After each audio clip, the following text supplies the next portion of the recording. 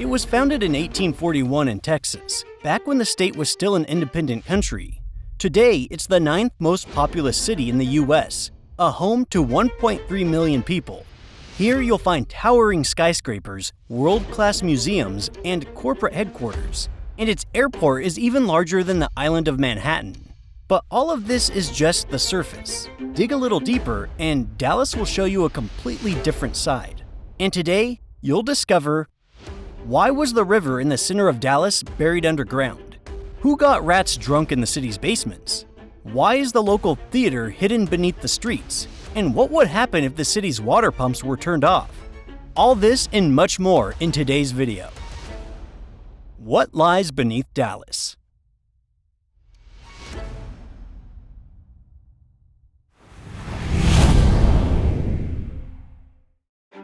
Let's start with utilities. Internet, telephone, television. All these cables are buried literally 2 feet under the lawn or sidewalk. They are hidden in protective pipes, which keep them from moisture and accidental damage. They also enable relatively quick repairs and replacements. A little deeper, about 2.5 to 2.9 feet from the street level, are electrical cables. These lines run under lawns and streets. Main gas pipes extend at a depth of up to 3 to 4 feet. They must be protected from freezing, soil pressure, and human impact. For this reason, such networks are hidden deeper, but close enough to the surface to be quickly accessed if necessary. Water pipes and high-voltage power lines run at approximately the same level. But if you dig down deeper, you can reach a place that was once the city's hallmark. About 15 feet below the streets of Dallas lies a network of pedestrian tunnels that was once quite a popular place. The idea was borrowed from Montreal, where architect Vincent Pont designed a project of an underground city. In it, long passageways, connected offices, metro stations, and shopping areas with stores and cafes, turning the subway into a unified megastructure. The same was planned for Dallas. They even hired Pont as a consultant. The project was implemented quickly. The first segment was opened in 1965, and new tunnels continued to open until 1986. The underground hallways stretched for 3 miles and were a refuge from the heat and rain. It had everything residents and tourists would need for comfort: cafes, shops, even hairdressers and dance studios. No wonder this place became a hit in the city. But this did not last long. The city continued to expand, and people opted for malls closer to their homes. No one wanted to sit underground anymore. Today, the tunnel network is almost completely abandoned. Signs and guideposts were removed, and most of the entrances are closed. Only a few sections are still in use, such as the one between Thanksgiving Square and Bank of America Plaza. Inside, there's a Starbucks and a couple of places where you can grab a bite. Nevertheless, it seems that interest in the underground is returning. There are regular videos on YouTube showing tours of the site. Graphic designers draw fan maps of the place. There are even communities offering tours of the once popular pedestrian tunnels. But this is certainly not the only underground spot in Dallas where life once thrived. At a depth of up to 15 feet, we can find speakeasies. Ready to travel back to the days of the Prohibition? In the early 20th century, the US government announced a ban on the production, sale, and transportation of alcohol. The 18th Amendment came into force on January 17, 1920. However, there were no penalties for drinking.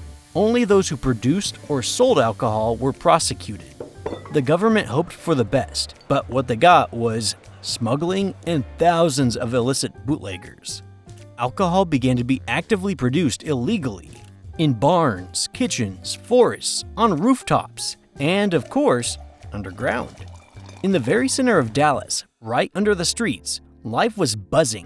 In 1925, the Dallas Morning News wrote about bootleggers hiding in underground tunnels. Somewhere under South Acard Street, there was an illicit distillery. Accessed through a hatch with a tiny elevator. And in South Montclair, police found a lab in the basement of a private home. There were also some really nutty stories. People said that rats started wandering the streets of South Dallas, drunk as skunks. The reason was thousands of liters of alcohol dumped into the ditches after police raids underground. There were also rumors about dozens of speakeasy bars hiding under Dallas. There's almost no information left about those places. However, nowadays there are businesses that are styled after that era. For example, Midnight Rambler at 1530 Main Street. Its building used to be a bank back in 1927. Now it's the Jewel Hotel. To get to the establishment, you need to go inside, walk through the lobby, and go down the stairs, right underground. There you'll find a dimly lit bar with an old jazz atmosphere, or Ginger's at 2115 Jackson Street, also underground. You go down wooden stairs and you find yourself in a bar with low ceilings, leather sofas, and quiet music. But apart from underground bars, there's another interesting place beneath Dallas where you can have a great time. How about an underground theater about 15 feet under the ground? A small theater with 90 seats is located at 3200 Main Street in the deep Elm neighborhood. It used to be an industrial district. But why build a theater in a basement, especially in an industrial area? Well, it wasn't originally a theater, but a warehouse. But let's take it one step at a time. In the early 1980s, two directors, Catherine Owens and Raphael Perry, were looking for a venture for their theater production. They had unconventional ideas and a limited budget. Finding a suitable location proved to be quite a challenge. Then the directors noticed an advertisement listing a warehouse for rent. It was located in the basement of a 6-story historic building constructed in 1913. It had previously been used as the first U.S. Customs warehouse in Dallas. However, in recent years, it's been vacant and available for rent. The building's landlords had a gallery on the ground floor and liked the idea of a theater in the basement. They rented the space to the theater folks at a very modest rate without further ado. The latter took a couple of old lamps, mopped the floor, swept away the spiderwebs, and staged their first performance. And it was a success. The entire space was filled with people. The production was called Excavations. At the time, there weren't even any chairs in the room, and the performance was immersive. People really liked the ambiance of the theater located underground. It was dark and cool there, and most importantly, the sound and voices seemed to change, echoing throughout the space.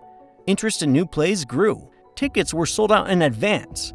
Thanks to this, the theater was able to develop. Over time, it formed a professional troupe. Its audience included not only ordinary spectators, but also influential critics. As a result, the venue became known as the Undermain Theater.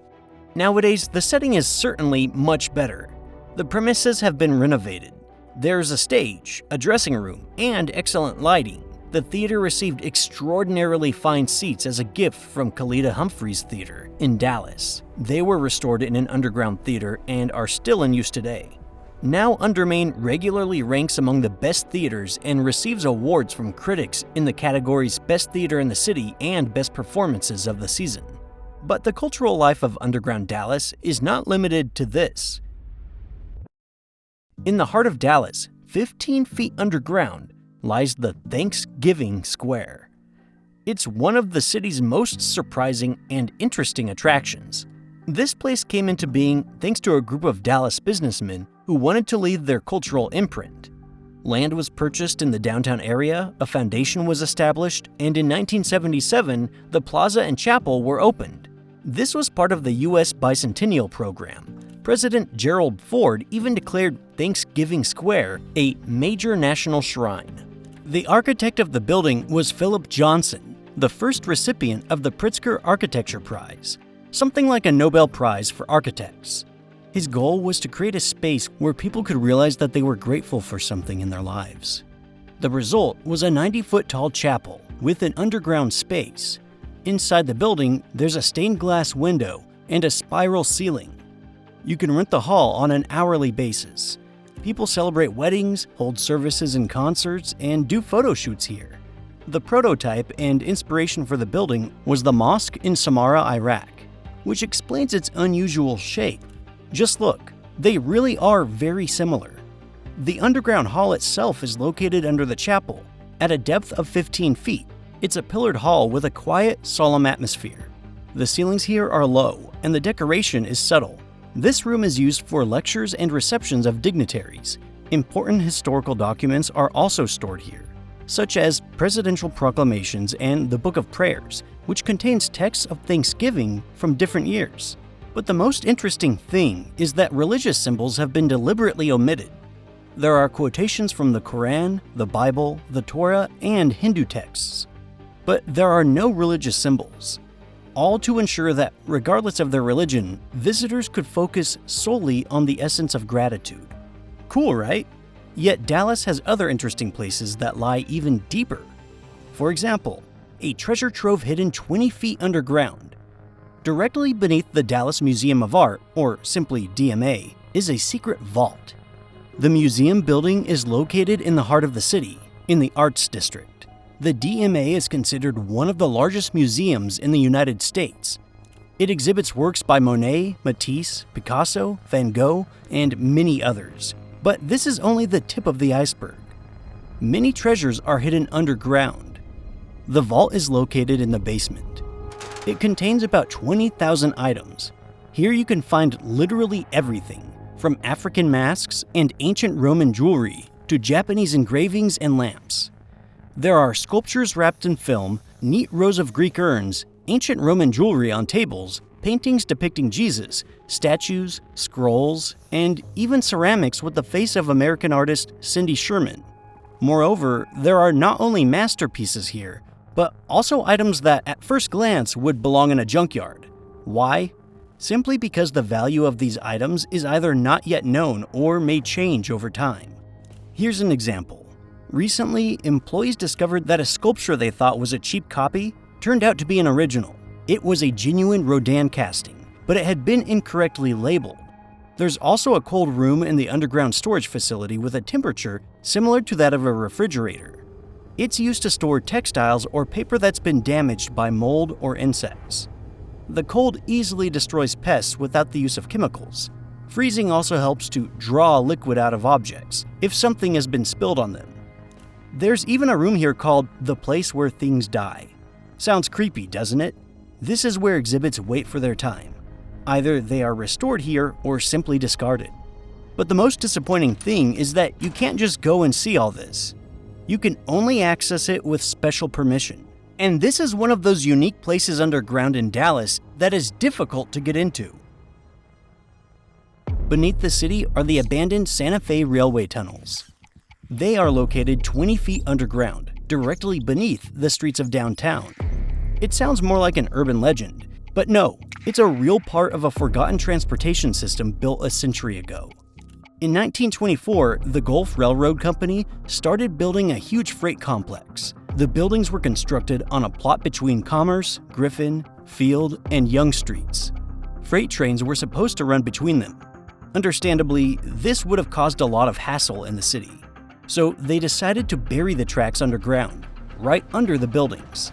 These tunnels connected the 4 warehouses. For decades, trains carrying cotton, clothes, and building materials ran through them. The system relied on small locomotives that were powered by steam from a central boiler. They were called thermos flasks, or hot water bottles, because they were airtight and did not emit smoke. Otherwise, it would have been impossible to breathe underground.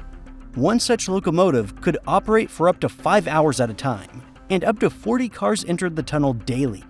The entire complex was a sort of underground commercial hub. Trains arrived, then unloaded directly into buildings, and an elevator lifted the goods to the warehouse. It was as functional as possible.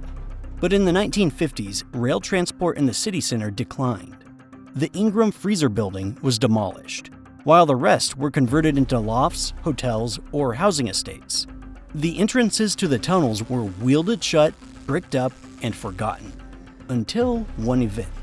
In 2000, builders began drilling in the area without having reviewed the maps.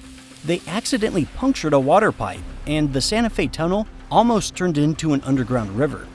The tunnels are still under Dallas today. It's still impossible to get inside. All the entrances are either buried or welded. But if you think that Dallas's underground routes are a thing of the past, they are not. At a depth of 50 feet is located Bullington Truck Terminal. It's an underground logistics center. By the way, it's located directly under Thanksgiving Square, mentioned earlier. Huge trucks enter the city from underneath and unload underground. Pedestrians walk through the square, unaware that there's a real logistics hub buzzing beneath their feet. This terminal is a part of a plan to save the city from traffic gridlock. The project was conceived back in the 1960s, when Dallas was growing rapidly. At the time, the streets began to be overwhelmed by streams of trucks. There were traffic jams on every street. Something had to be done about it. Eventually, it was decided to move part of the freight traffic underground. The city allocated $6.5 million for this in 1972, and by 1977, the terminal was already in place. It has 43 parking lots for trucks, which enter through a portal on Patterson Street. The most fascinating thing is that the terminal is the bottom floor of a multi-level system. Directly above it is an underground pedestrian network. Further up is a garden and the Thanksgiving Square Chapel. Everything is designed to hide the heavy, noisy, and essential infrastructure. It really works. Every day, dozens of trucks arrive, unload, and leave, while the city lives without noticing them. And yes, several terminals were originally planned for Dallas, but only one was built. No more terminals like this were ever constructed. Why? Money, bureaucracy, and the changing times. But this structure is very useful for the city. And on the same level are systems that saved Dallas from going underwater. Water pumps are located at a depth of about 50 feet. To understand why they are there, we need to look at Dallas's groundwater. If you start digging under the city, sooner or later, you'll stumble upon water. There's a real underground river here. Its course was once diverted away from the city, but the water remained. It seeps through the soil, rises when it rains, and if not constantly pumped out, the entire downtown would be flooded. This is why concrete shafts were dug beneath Dallas. The first pumps were installed there back in the 1930s. Now the system has grown into a real underground monster. One of the new stations pumps out nearly 880,000 gallons per minute. That's like draining nearly 1.5 Olympic swimming pools in 60 seconds. Just think about it. The pumps draw water directly from the ground beneath the city and discharge it back into the Trinity River, which flows around Dallas. Everything works automatically. If the water level starts to rise, sensors are triggered and the pumps start up on their own. The system has even withstood hurricanes and rainstorms that would have simply flooded Old Dallas. By the way, regarding the Trinity River, one of its tributaries now flows entirely under the ground of Dallas. This river is called the Dallas Branch. It flows directly under the city at a depth of about 50 feet. There used to be fish, ducks, and frogs splashing around. So what happened to it? The river once flowed through Uptown and the Arts District. In 1899, the stream was marked on the map as a shallow creek, but then the city began to expand. The center of the city was growing and the creek became an obstacle, so they decided to remove it. To do this, a collecting pipe was laid underground. Simply put, the water began to flow through an underground pipe, while streets and houses were built above it. The problem with the stream was solved. Recently, artist Mary Miss decided to commemorate the Dallas branch. She installed 21 steel crosses, sparkling in the sun, in the Nasher Sculpture Garden. They stand along the line where the stream once crossed the city center. Then, using blue paint, she marked the entire route, from the Arts District to the Trinity Dam. This 3-mile walking trail is called the Stream Trace Walk. People stroll along it, following the line of water that is invisible but still flows 50 feet below their feet. Yes, a real ghost river. But what about the ghost station that lies even deeper? It sounds like the plot of a horror movie, but it's not. There's an unfinished, abandoned station in Dallas, located about 80 feet underground. Trains roll past it every day. But how did this happen, and why isn't it in use? It all started in 1985. At the time, DART decided to build a railway tunnel under the highway. The idea was reasonable, to create an underground connection between the city center and the northern districts. However, it turned out to be much more complicated. Protests began in Knox Henderson. Residents were strongly opposed to the new station. This may seem perplexing today. Who could possibly be against a station within walking distance of their home? But back then, it was a quiet suburb. There were practically no traffic jams, and everyone in the neighborhood knew each other. Residents feared that the station would bring strangers, high-rise buildings, and traffic chaos. In their opinion, this would ruin the peaceful atmosphere of the neighborhood. In the end, the station was removed from the plan. But when the tunnel itself was built, they did build a platform, just in case. It cost about $1 million. The situation began to change in the mid-1990s. Residents realized that the development of the area could not be stopped, and the station would greatly reduce traffic.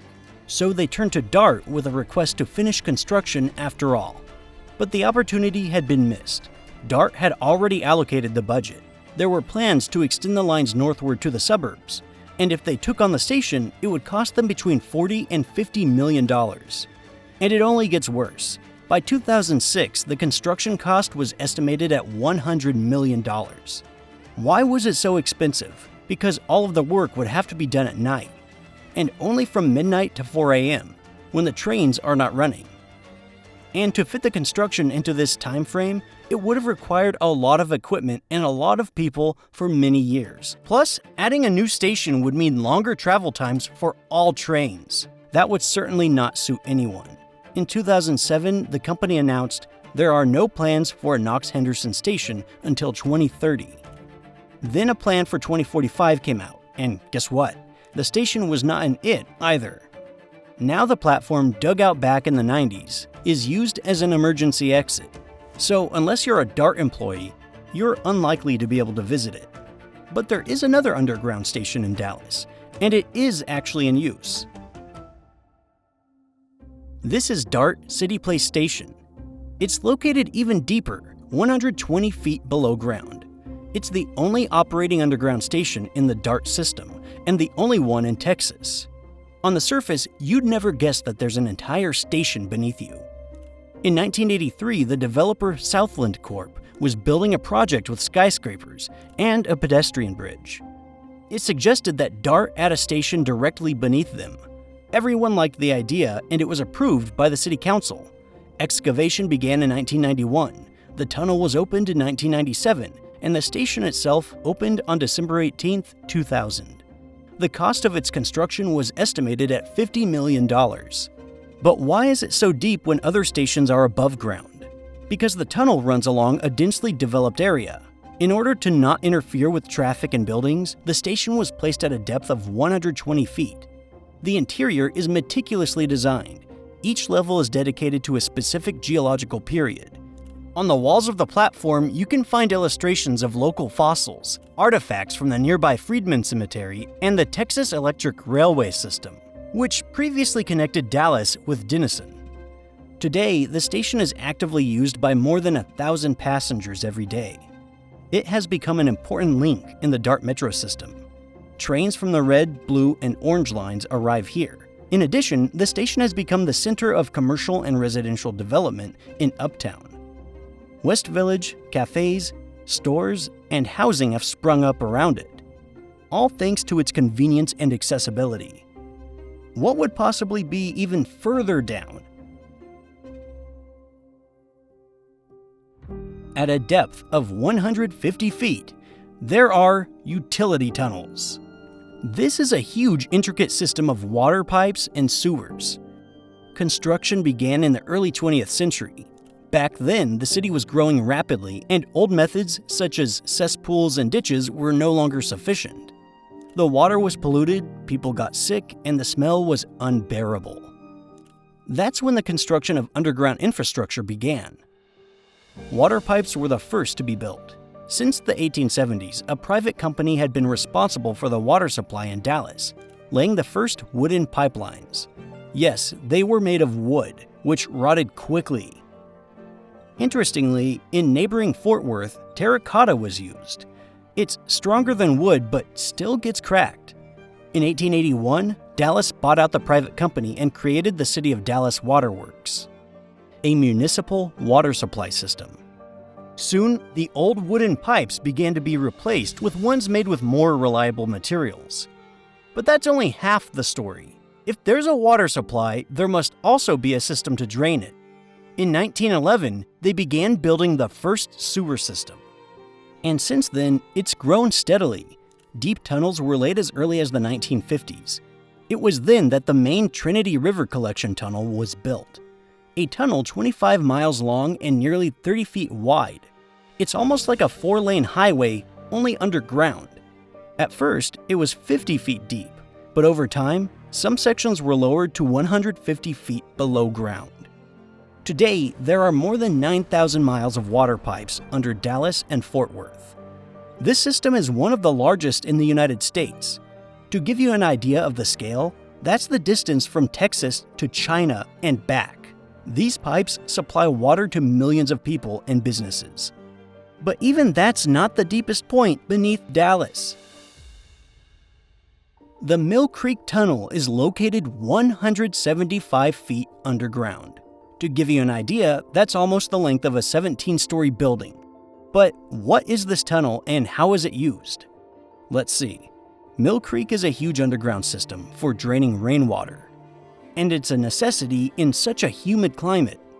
In Dallas, southern neighborhoods like Fair Park and South Dallas often suffer from flooding during rainstorms. With nowhere to escape, the water can potentially turn streets into rivers. The tunnel was conceived as a solution to this problem. Construction began in 2019. Work started on a small street called Barber Avenue near White Rock Creek. Why here? Simply because this site is far enough away from the dense urban development and close to a body of water. The ground here is not ordinary soil, but Austin chalk, a hard but layered rock. To break through it, a giant tunnel boring machine called Big Tex was assembled and launched. It's 230 feet long and almost 36 feet in diameter. A double-decker bus could easily fit across this monster. What's more, the machine was first assembled on the surface, then disassembled, lowered into the shaft, and reassembled underground. Only then was it launched. Just like a construction set, but weighing hundreds of tons. The earthworks were completed in 2022. Currently, the final concrete lining is under construction. By the way, Mill Creek will be one of the deepest tunnels of its kind in the United States.